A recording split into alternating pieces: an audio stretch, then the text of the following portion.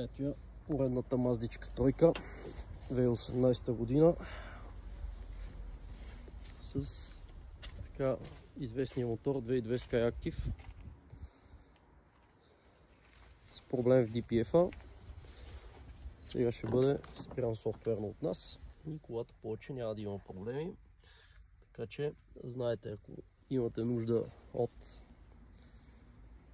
софтуерно премахване на DPF, EGR, AdBlue, японски, немски коли, френски, имам оригинални софтуери. За всяка една кола работим с лицензирани програми, плащаме си ги, за да се случват нещата максимално безопасно за вашата кола. Решенията са ни абсолютно всяко едно индивидуално спрямо колата и даваме 100% гаранция.